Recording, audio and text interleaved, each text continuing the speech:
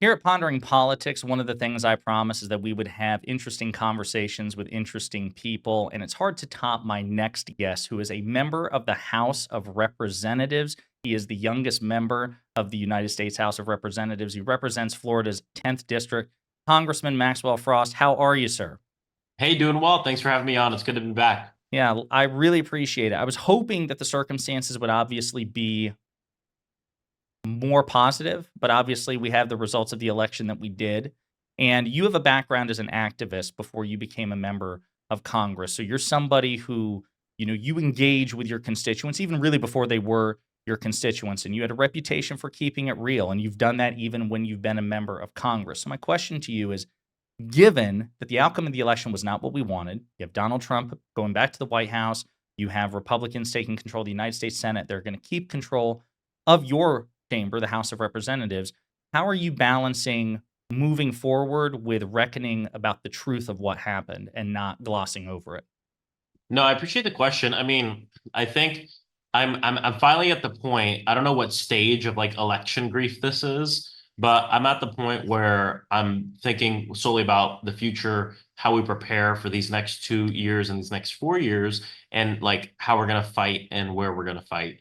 And after election day, I did something. Number one, on election night, I did something I normally don't do because I'm the type of guy that like sits and has like MSNBC and CNN. I'm like between King and Kornacki, right? Like, and then on my laptop, I have like the results on, and I'm like have a Excel, and I'm a big nerd about it.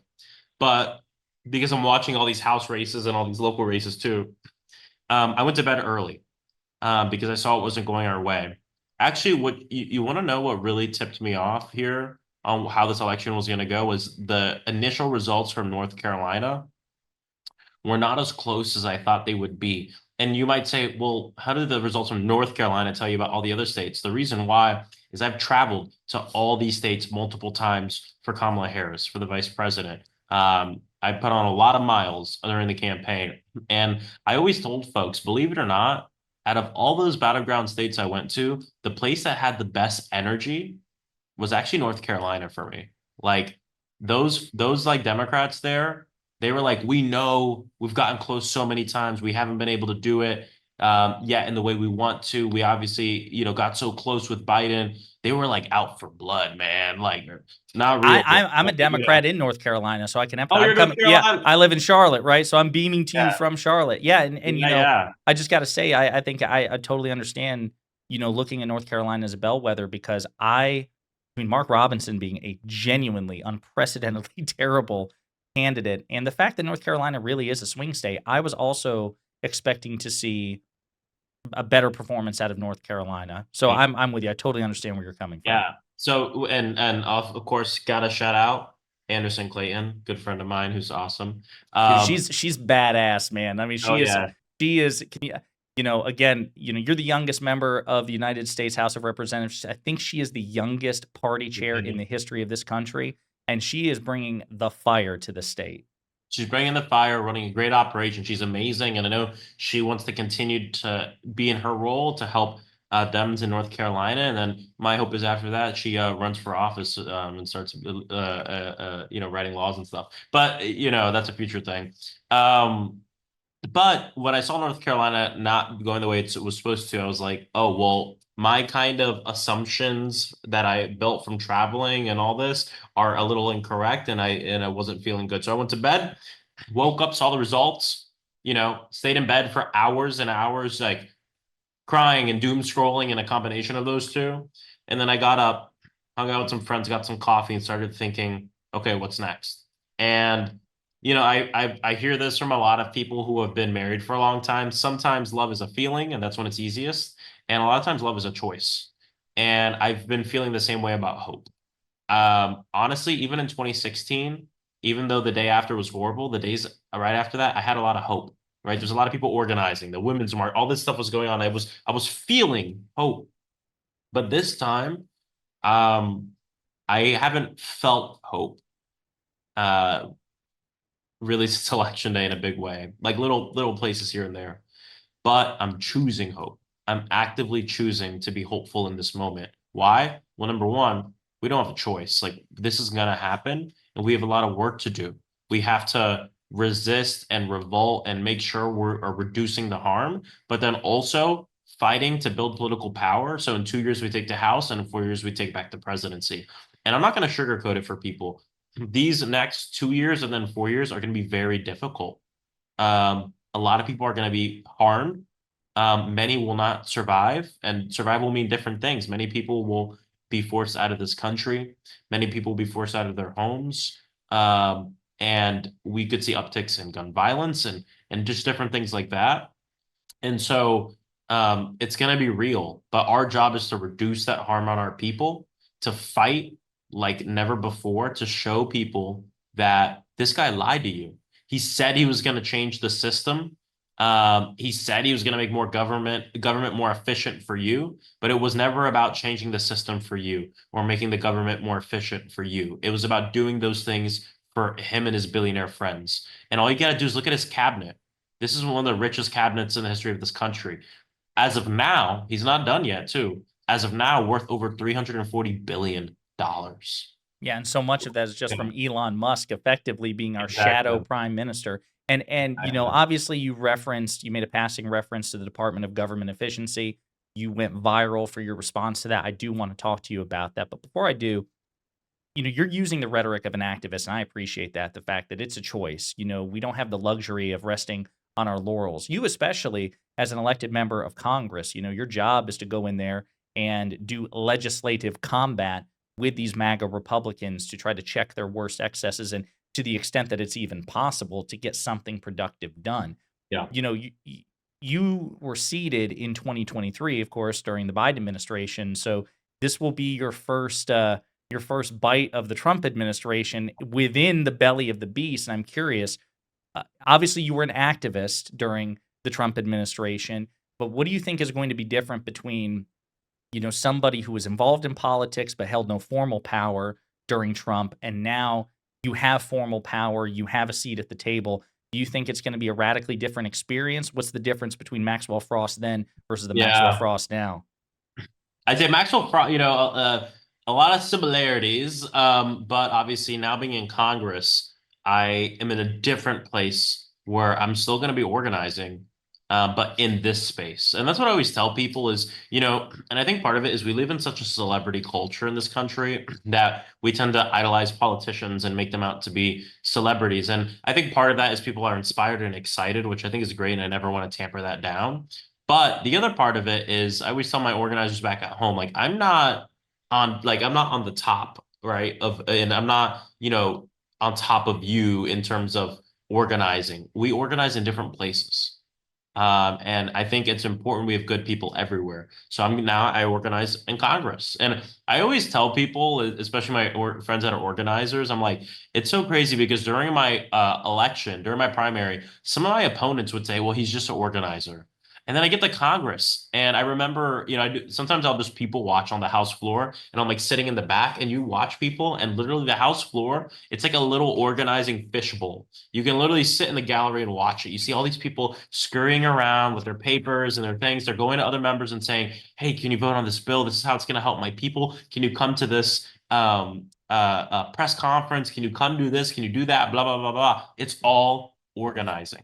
And Yeah, so Nancy Mace looking for a bullhorn or something like that, running yeah, around doing. some people organizing for evil, some people organizing for good, but organizing nonetheless. And so my question is like, what's the same between now and 2016 for me is I'm still an organizer, just doing it in these halls and working with and for people in my community across the country, again, to reduce these harms. But we also, as Democrats, got to like really make sure we're providing the distinction and at every turn show people, not shame people, show people who we are, that we're the fighters for working people and the largest class. We're the largest class of Americans in the country, which are the working poor. That is the largest growing class of Americans, the working poor. We're going to show them over the next several years we are the fighters for and with you and your families, not these billionaires like Donald Trump who are using our anxiety and our plight to get power to enrich themselves. And that has to be one of our primary goals over this next 2 years so we can take back the House is, again, not shaming the people who voted for Trump and who didn't vote, but showing them the right way. And we're going to do that with our work. So I'm curious about this because this is something as just, I'm not a member of Congress, but as a political commentator, one of the frustrating things for me as somebody who tries to communicate, I mean, and listen, I'm openly partisan. I make no bones about it. I'm not this both sides centrist. I recognize that the Democratic Party, for all its faults, is a better vehicle for progressive accomplishments and really, Yeah. policies that work best for the vast majority of Americans, including, ironically, conservatives and Trump voters. But you say show, not shame. I totally agree with you. But one of the frustrating things and as we do this 2024 election postmortem, I am curious about, President Biden took the biggest step away from neoliberal politics that we have seen in decades. Okay. Yeah. So, I understand people say it wasn't enough. I understand people say, it was incremental change. But, like the American Rescue Plan, this third round of stimulus, he put money in the pockets of American citizens when a lot of people were saying, no, don't do that. There might be an inflationary spike. Let people be unemployed. Don't worry about that. It'll eventually sort its way out. The Biden administration negotiated this very soft landing. You talk about major pro-labor gains under Lena Khan and the National Labor Relations Board, the CHIPS and Science Act, the PACT Act, so many great legislation or pieces of legislation that you and your colleagues were part of. And I'm saying this as somebody who's not a representative. You all were not rewarded for it. And my fear is, and I would understand it, although I hope this is not what happens, but do you fear that what the powers that be in the Democratic Party, people who are less progressive than you, for example, might say, you know what?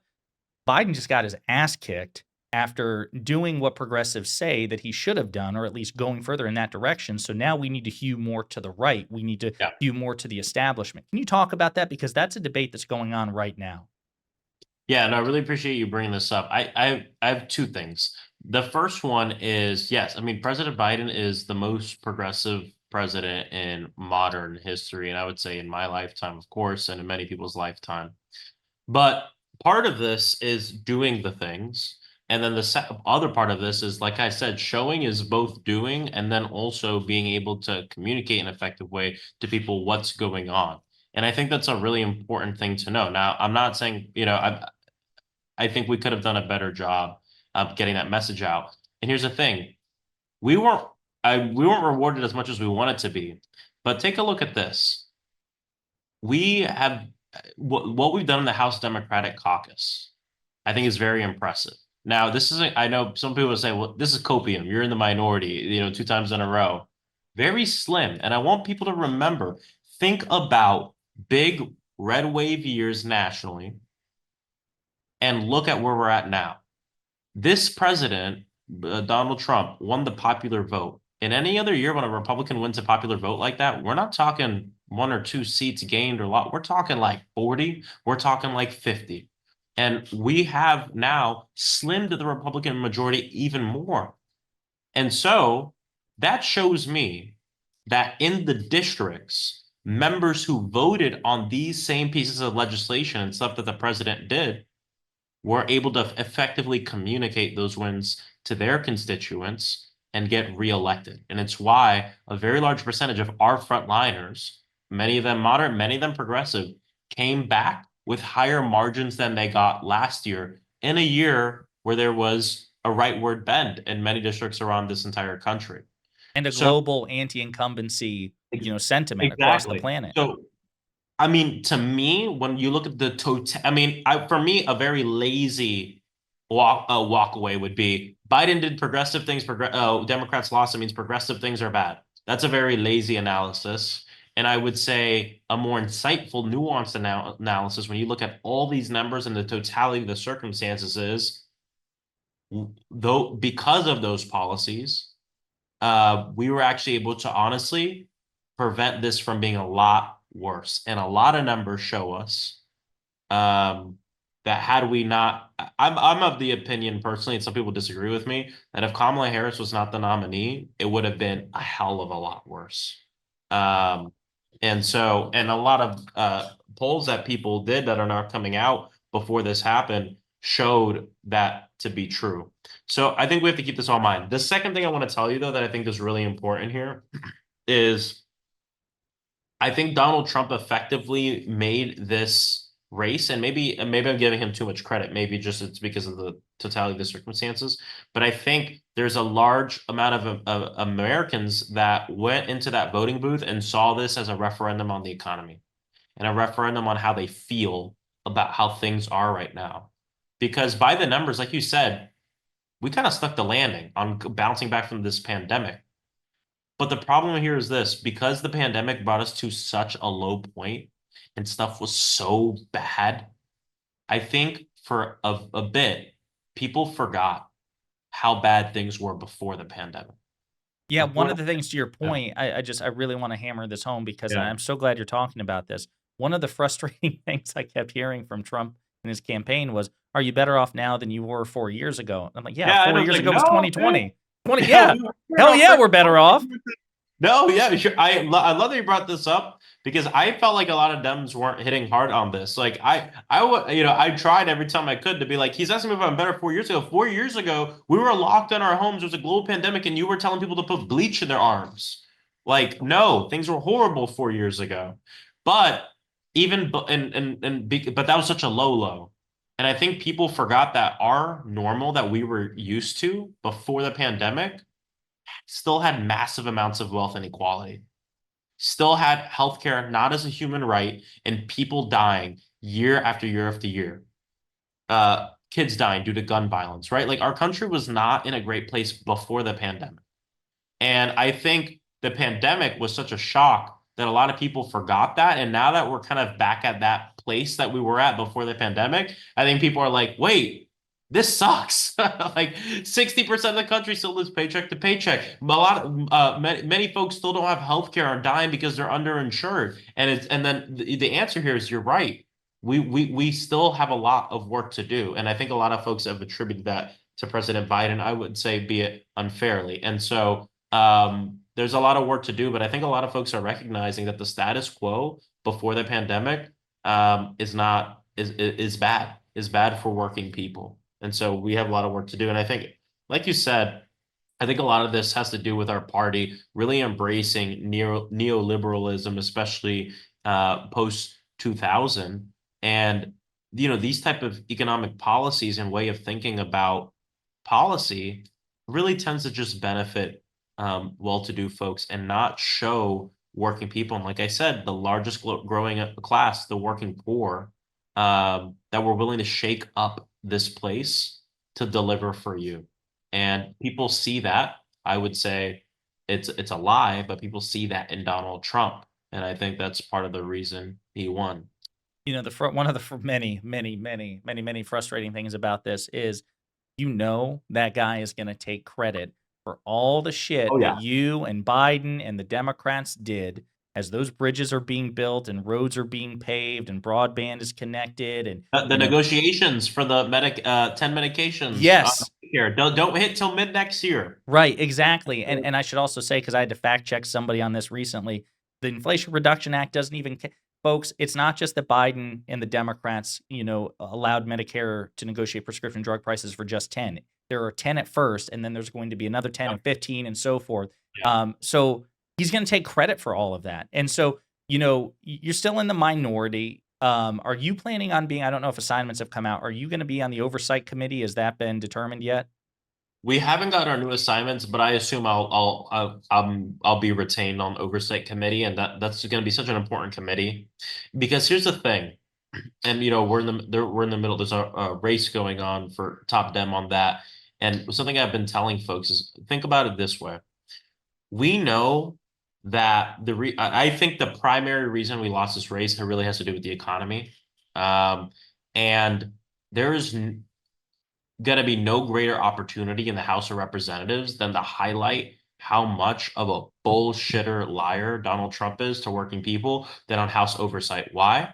Because this is the committee where we are going to be frequently having in front of us at the witness stand these billionaire cabinet members who he has put into power. And it's going to really give us an opportunity to call out that hypocrisy in a big way. But we're going to have an opportunity in the House Oversight Committee to really stand up for working families in a very unique way. And so I'm excited to do that, over the next 2 years. You did an incredible job as a freshman House Democrat, you and Congressman Goldman, Congressman Moskowitz, Congresswoman Crockett, and others. And I hope that A team continues on, because it's going to be even more important with you trying to fact check and correct the record under a Trump administration, because he's going to lie his ass off, like you said, and he's going to be aided and abetted by Congressman Comer and the others as well. So I hope that they plan on maintaining a very strong presence on the Oversight Committee with people like you and AOC and others. I appreciate it. And I think, or sorry, just one No, thing go to ahead, add. please. And I think people can really look to Democrats in the South to really take a lesson out of here. And a lot of the people you mentioned, right? Crockett, Moskowitz, myself, people like Greg Casad, we've been dealing with. I call this the Florida problem. And what I call the Florida problem is the fact that sometimes I'll bring up something that's outrageous to someone outside of my state, and they'll go, "Wait, that's happening in Florida. That's crazy. I knew so much horrible things were going on there. I didn't realize that was going on." And so I call it the Florida problem, because there's so many horrible things going on that everything gets lost. And there's not like a single thing that gets a heightened amount of attention, because people say that's Florida. There's a lot of horrible things going on. And Trump, it's a very similar thing where Trump says so much crazy stuff, and he's doing so much crazy stuff, that I think the average American at this point, there's not a single thing sticking out in a big way, because people are like, well, that's him, that's Donald Trump. And so what we can do on the Oversight Committee is not allow him to get away with that, and really bring things up to the public so people can really know about it. Like, no, we're not just going to shrug our shoulders and go, that's just him. That's just how he is. No, screw that. Like, we're going to really be able to paint the picture for people on the committee. No, I think that's vital. One of the things I was talking about once he announced that he wants to impose 25% tariffs on two of our top three trading partners is, when prices don't decline, when prices increase, I hope we have Trump "I did that" stickers everywhere. I hope you bring them Oh, into the yeah. committee. I hope it becomes a thing, because President Biden actually gave a public remarks today, and he made this comment off the cuff, but I really appreciated it. He was talking. He mentioned Donald Trump, and he said, "One of the things I learned from Donald Trump is to put my Yeah. damn name on the checks." Yep. And he said stupid. And I think to more establishment figures, they look at that as very crass. Like, it doesn't occur to Joe Biden to put his name on a check for the American people, because it's crass to do so. But Trump introduced that into the equation. And I think that that's where our politics and political messaging comes from. And one of the great things about the freshman class of Democrats, including you, is you all have been bringing the fight to these Republicans in a way that we've not seen before. Congresswoman Crockett, she went hard on Marjorie Taylor Greene, as well she should. When you came to my attention, and I got thinking about it, like, damn, I wonder if Congressman Frost is nervous now, because you introduced into the congressional record the phrase "pussy ass bitch" as Oh, reference. yeah. Yeah, in reference to that Chrissy Teigen tweet that Yeah. Donald Trump Mhm. requested to be taken down. Yeah. So you guys, like, it seems like you see the lay of the land, and you're like, you know what? We're not going to behave unethically, but we are gonna play hard. We're gonna play hard politics. And so I really want to emphasize, I think even more important than last year, the next 2 years, it's got that heat has got to continue. I fully agree. We can't fight with our hands tied behind our back. We have to be fully blunt. And again, like you said, it doesn't mean we're going to be unethical like them, but it does mean we're just going to call stuff out. And a lot of times, if stuff we're calling out is just so ridiculous that you have to kind of call it out in a ridiculous way for people to really understand. Why was that tweet read into the congressional record? Not because Maxwell Frost said it, but because the president of the United States at the time tweeted it, or someone tweeted it about him, and then he tried to use his powers as president to get it taken down. That's the ridiculous part. While lecturing you and others about the censorious Democratic Party, it's like there is no, Exactly. yeah, the hypocrisy is staggering. Yeah, exactly. So we'll be there to call it out, but calling out is part one. We call it out and then we provide our vision, and that's what we do every time, every single time. Call it out and then show how we're the actual ones who are actually governing for people, for working people, no matter who you are. And I think that's going to be really important for us to drive home. So one of the things, before we get to the possibilities under a Trump administration, which quite candidly, I think they're few and far between, but one of the things, well, let's do two things first. One of the major accomplishments of you in your office since you became a congressman was you worked with President Biden and Vice President Harris to open the Executive Office of Gun Violence Prevention. Yep. Are you concerned about the future of that agency under a Trump administration? Because Republicans have been, pun intended, gunning for it ever Yeah. since it opened. They have been. I think one of two things will happen. And then there's one that I think is the one that's going to Oh, happen. and I'm sorry, could you explain what that office does for the Oh, viewers? yeah. So, so some background. This office was an ask of the gun violence prevention movement for years. I actually worked on this when I was national organizing director at March for Our Lives. So we've been asking for this because it's something the president can just do through executive order. When I got elected to Congress, I was like, well, now I can introduce it as a bill. So I introduced it as a bill with Senator Chris Murphy, and we pushed the White House, and then we got it. And the president, through executive order, created the office and put Vice President Harris in charge of it. And they hired some amazing people that come from the movement.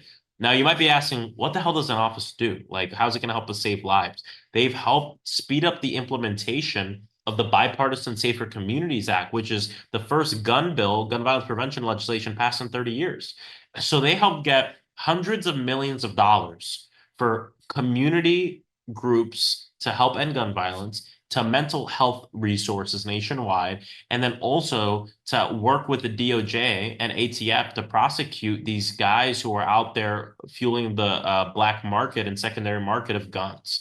The combination of all this stuff made it so that way, it might not feel like it, but gun violence has gone down in this country over the last 2 years. Now, we still have too many people dying a day due to gun violence. We have a lot to do. One life lost a day is one too many. And so, but what I'm trying to say is it works. When we do stuff, it works and we save lives. So this office has saved lives. Marjorie Taylor Greene put up something on the floor of the House to defund the office. I got word of it like 6 hours before. I met with about 8 Republican moderates and explained to them how important the office is. And guess what? We saved the office with 7 Republican votes. I think it's one of the most bipartisan things that have been done. Only 7, albeit, but and so that's about 9 more than I thought you would get, Congressman. So I mean, good for you. Yeah. So it was so people see the value in this office and how important it is.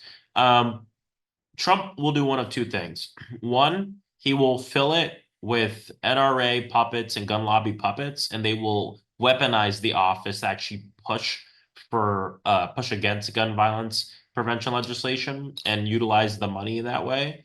Or second, which is what I think he's going to do, is he'll get rid of the office. And I think he'll just get rid of the office. Can he rescind it via executive order since it was created that way? What he would do is he would just not staff it. And because he could rescind it, but that would create a moment. Donald Trump gets rid of the Office of Gun Violence Prevention. And maybe that might not be the smartest thing for him to do, but I think what he'll do effectively is just not staff the office and not give it space in the White House, and it would just kind of disappear. But we'll make sure people know that he's getting rid of the office. And inevitably, as more people die due to gun violence, and gun violence goes up under his tenure, we won't let people forget it. No, I think that's so important. Another major moment from you recently was you went viral for commenting on the so-called Department of Government Efficiency, aka DOGE. Get it, Congressman? DOGE. This de facto shadow cabinet led by Elon Musk and Vivek Ramaswamy. There's another ongoing debate within the left or the center left, the pro-democracy coalition. Do we embrace DOGE? Do we cautiously approach DOGE? Do we take a hostility to DOGE? Now, full disclosure, and again, I can say this because I'm not an elected official. My default assumption is just be hostile to it because I just don't trust these people. But I don't have the burdens that I don't have to deliver the way you do or that Senator Bernie Sanders does. So I'm curious, where are you on this? Because I know Congressman Moskowitz has joined the DOGE caucus. And I think that Marjorie Taylor Greene is going to be leading a subcommittee that will be working in conjunction with DOGE, if I'm not mistaken. So can you talk about DOGE and the influence of Vivek and Musk and what you expect will come from this? Yeah, I mean, well, first off, I'm always looking for opportunities to work with Republicans on stuff like when we can, right? I think half or almost half of my bills are bipartisan. Um, I believe in that, but like you said, I think it's important to understand why people are doing something and what the proposition is. Because if you can't be aligned there, it is highly unlikely you're going to be able to get anything done that where you don't compromise your values. So if someone came up to me and said, I want to start a government efficiency thing, I think we can make government work better and use resources more efficiently. I'd say, hell yeah, I'm on the House Oversight Committee. I see the GAO reports. I understand that there is a lot of waste. So let's take a look at it and let's see what we can do. I'm always down for that. I think we can modernize a lot of things, etc. But that's not their proposition. Their proposition is to eliminate waste in the government. We must do two things: fire a bunch of people and eliminate a bunch of funding. That's what they're saying, right? And so for me, that shows me two things. Number one, a complete lack of nuance and understanding of how you actually conduct oversight. You don't come at something and say, here are the solutions, show me the problem. You say, where's the problem? And then together we figure out the solutions. Sometimes it might be changing where the funding goes. Sometimes it might be altering how an office works. A lot of times it's going to be putting in more resources to modernize a department. But very rarely will it be, let's fire all these people and defund it and it's going to make it work better. And so their proposition comes from a place that's just not um Good faith. it's not good faith. And they're really like they said, they're trying to run it like a company. And the fact of the matter is the United States government is not a private corporation that is trying to make money for shareholders and make money for founders. The government is here to work for the people, and we have to see it through that lens. And a lot of these agencies, um, these billionaires have their own versions of it. And so they don't see the value in it. And so because they don't see the value in it, they see its waste. Let's take the consumer protection Consumer Financial Protection Bureau. Yeah. protection board for folks.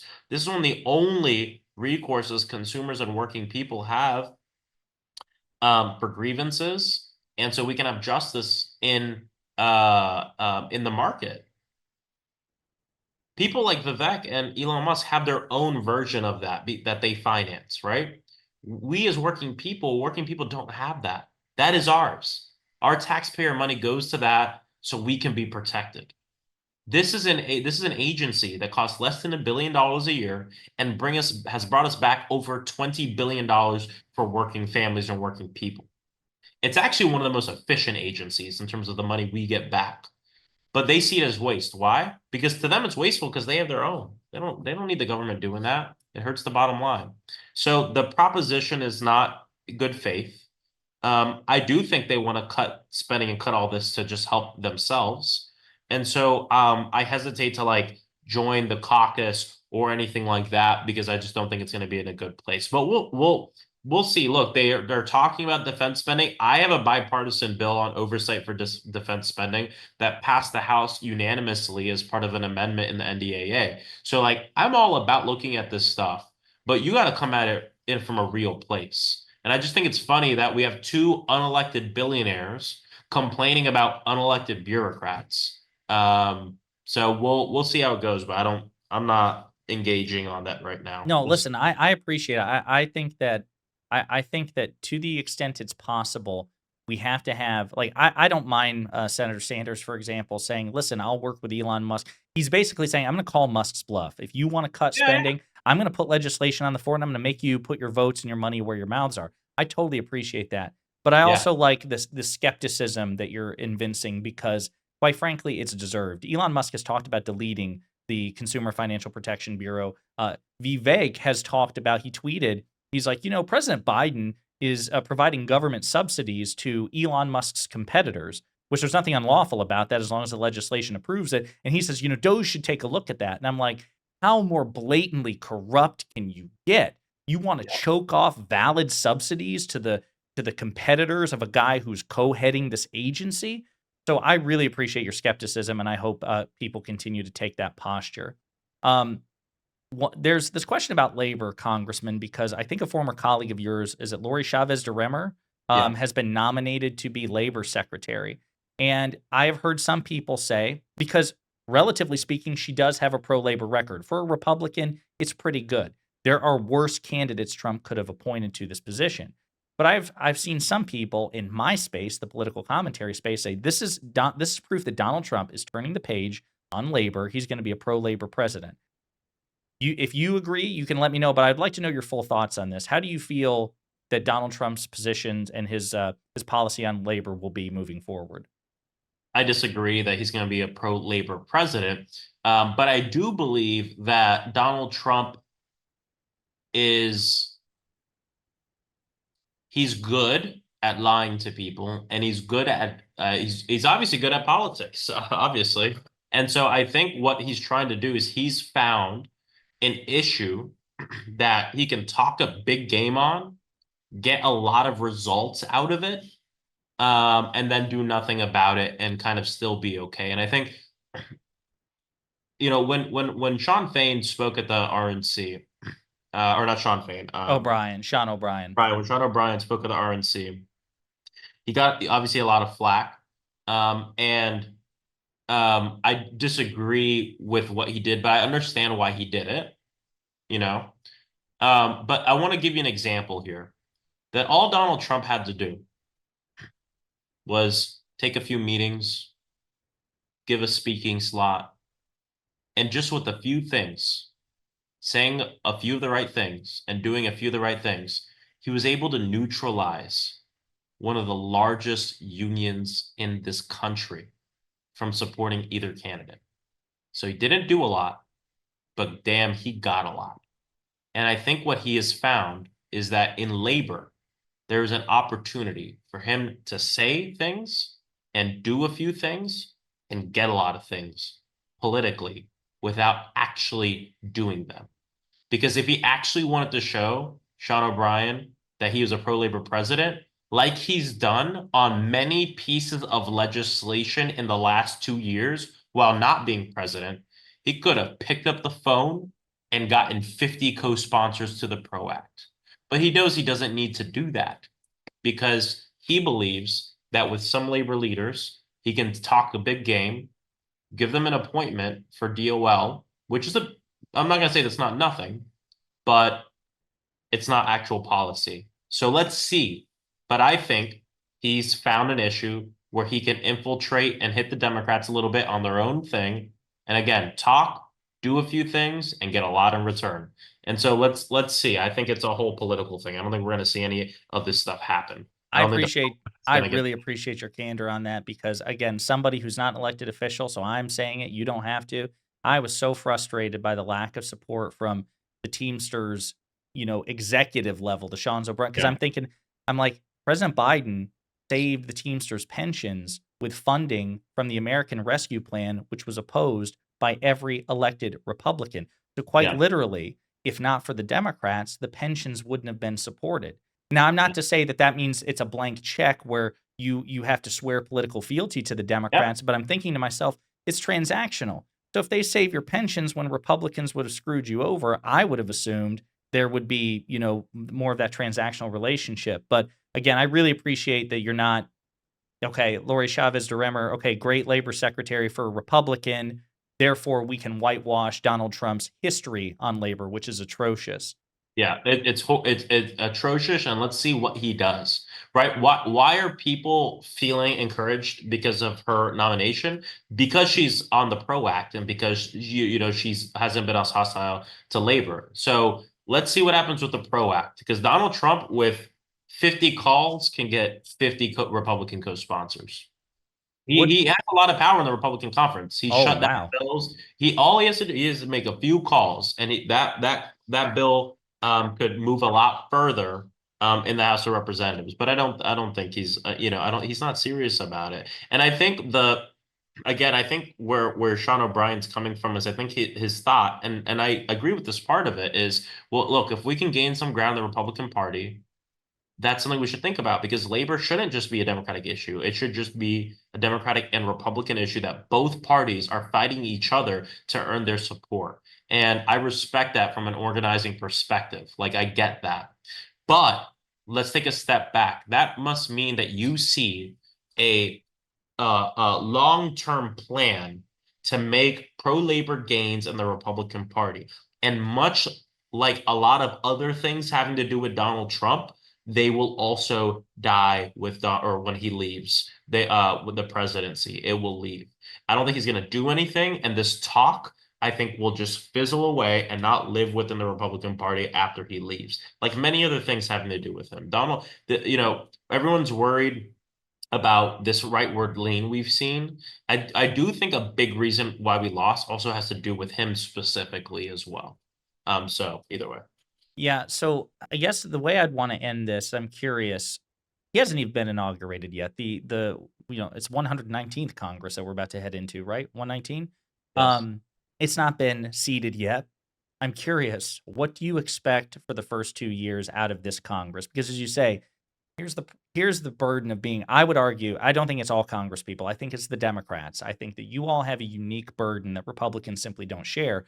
Whereas you have to simultaneously um, highlight your opponent's malfeasance and their shortcomings, but you are also expected to be the adults in the room, Congressman, even when you're in Yeah. the minority. It's one of these Yeah. frustrating asymmetries that I really take issue with, which is when Republicans are in the majority, they get to act like children. I mean, we saw that during the previous Congress, Yep. but you will be expected by your constituents to try to work with the Trump administration and Republicans. Yeah. What do you think can be I done? yeah. It's interesting. I mean, this is my honest view is that it's hard to get things done and usher through legislation. It's not an easy thing at all. But it's a lot easier than people would think it is to work with somebody on the other side of the aisle when there's still a lot of contentious things going on. A good example is the speaker's vote, which was very contentious, right? And we're on the air just flaming these people, right? And like, but at the same time, if you look at the video, there's a lot of Republicans walking over to our side and laughing and what's going on, and us going over there. And what I'm trying to say is, a lot of times people come to me and say, "How do you work with Marjorie Taylor Greene?" And I tell them, "I don't work with Marjorie Taylor Greene. There's a lot of people in this building." Right. And the fact of the matter is there's a lot of unserious people here. And a lot of the people who do the most bomb throwing or whatever and like shit talking on the other side of the aisle, you don't have to work with to get stuff done. And there are people that you can have good relationships with and move stuff forward. I'll give you an example. You've seen me on Oversight. I do not hold back any punches. But again, about almost half of my bills are bipartisan. That means there are Republican co-sponsors on it.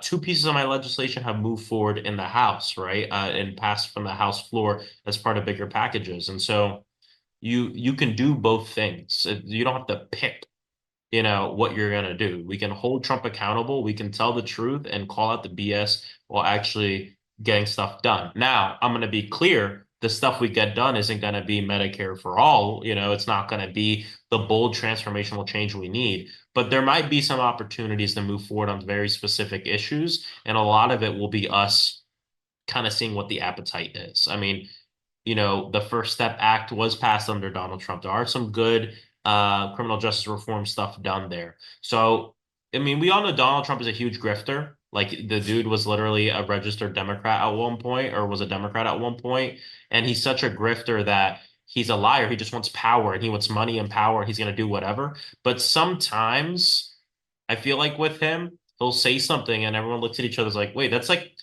kind of democratic, I guess, but I don't know why he said it. Oh, he's saying it for political reasons to outflank us on certain things, and we're gonna have to call him on his bluff, and maybe sometimes we'll be able to move forward on it. Bump stocks was one of them after the shooting, right? There was so much protest, there was so much going on that he ushered in a bump stocks ban, which was a good thing.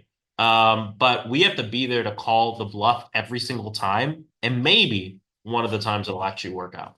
I'm Thank you. hoping it might take reverse psychology. I saw him tweet something. I don't know if it's a fake tweet or not, but it's been Yeah. circulating about the Electoral College, where he's like, Democrats want to keep the Electoral College because they know it's the only way that they're ever gonna win future elections is by keeping the Electoral College. I'm thinking, no, hell no, you got that ass backwards. But listen, if you want to own the libs by proposing legislation which abolishes the Electoral College, Let's do it. make my day. Yeah, yeah. I mean, Yeah. no, exactly, exactly. So the guy's so all over the place because he doesn't have real values. It's all just what's going to help him in the moment. That over the next 4 years, there might be some moments where we can push something we want, call his bluff. Most of the time, it's not going to work, but there might be a couple times it does. So we can do all this at the same time. We don't have to like pick a corner, just stand in it. We have a lot of work to do. It's going to be hard. There's a lot to juggle, but I feel hopeful on it. Well, Congressman, I appreciate your time. I appreciate you saying that hope is a choice. It's not just necessarily something you feel consciously, and maybe that is the moment you have to make that choice is when it doesn't come naturally. So, Exactly. I wish you all the best in this up and coming Congress. We'll definitely be tracking what you do and the fire that you bring, and hopefully, we'll be checking in with you periodically to see how the fight is going. Is there any last word or message you want to send to the viewers before Trump is inaugurated and this new Congress is seated? Please get involved. Of course, I'm assuming everyone watching this is our voters. Hopefully you're all voters. But it's not vote period, it's vote and. And so get involved with the groups locally or nationally. Be a part of pushing things forward and run for office. Go to runforsomething.com, I think is what it is, or just Google run for something and run for office. We need good people at the local level to build that bench. Perfect. Congressman, thank you so much. We'll be talking Thank again you. soon.